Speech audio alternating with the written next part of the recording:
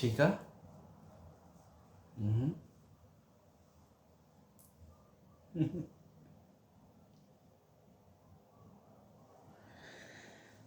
সকালবেলা সে চিৎকার করে, তার নাম হচ্ছে শিখা। বন্যি শিখার মতো চিৎকার করে আমাকে ঘুম থেকে উঠিয়ে দেয়। সো শিখা আসলে আমাকে মনে করিয়ে দিচ্ছে একটা কবিতার কথা। আমি ভাবছিলাম কবিতাটা আবৃত্তি করব। আজকে উইকেন্ড, আজকে ভাবলাম যে কবিতাটা আবৃত্তি করি। শিখা, আসো, চুপচাপ শুয়ে থাকো এখানে। হ্যাঁ, ওকে.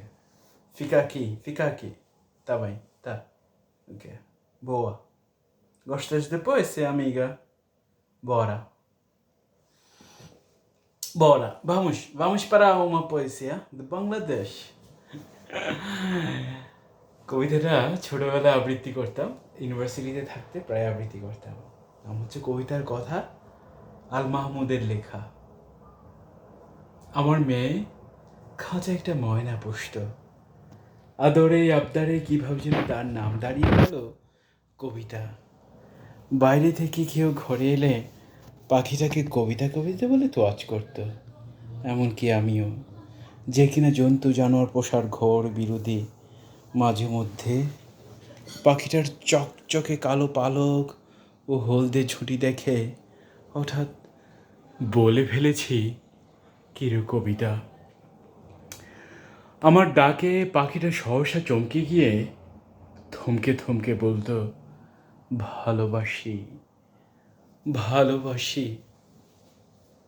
সম্ভবত আমার কলেজে পড়া মেয়েটি কবিতাকে এইসব বলি শিখিয়েছে। শিখা, কবিতা আবৃত্তি করছি না, এখন এমন করছো কেন? এখানে চুপচাপ শুয়ে থাকো, এখানে আসো, এদিকে আসো, এদিকে আসো। Anda cá aqui, anda cá, este lado. Sim. ওকে, চুপ, একদম চুপ। Okay. কোথায় যেন ছিলাম, সরি। আমার মেয়ে, সম্ভবত আমার কলেজেও পড়া মেয়েটি কবিতাকে এসব বলি শিখিয়েছে। এদেশের কলেজে পড়া মেয়েরা এর বেশি কী বা জানে।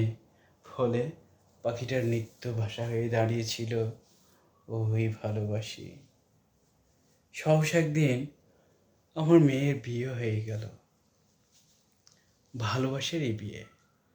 শ্বশুর বাড়িতে যাওয়ার সময় পায়ে হাত রেখে কাঁদল, বাবা কবিতাকে খেতে দিও, কবিতা তোমার কাছেই থাকলো। আমি মুখ ফুটে বলতে পারলাম না, এ আপদ সাথে করে নিয়ে যা না। কে এটাকে দানা পানি জুগিয়ে বাজে কথা শুনবে?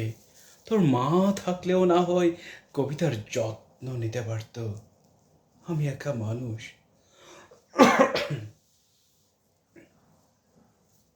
কিন্তু সুখের আশায় রুরুদ্যমান আমার কন্যার বেনারসির রঙিন বাহারের কাছে আর সব বাপের মতোই নির্বাক থেকে মেয়েকে গাড়িতে তুলে দিই। কিছুদিন পর মেয়ে লিখে পাঠিয়েছে, বাবা কবিতাকে খাঁচা খুলিয়ে উড়িয়ে দিও। সে কি এখন আর ভালোবাসি বলে ডাকে? এখানে এসে বুঝেছি তোমার মতো ব্যস্ত মানুষের পক্ষে কবিতার আহার জোগানো কতটা মুশকিল। দোহাই বাবা, পাখিটা না খেতে পেয়ে মরার আগে খাঁচা খুলে উড়িয়ে দিও। বুঝলাম বিয়ের পানি মেয়েটাকে বুদ্ধি শুদ্ধি দিচ্ছে, কিন্তু খাঁচা খুলে পাখিটাকে বিদায় করতে গিয়ে আমি তো অবাক।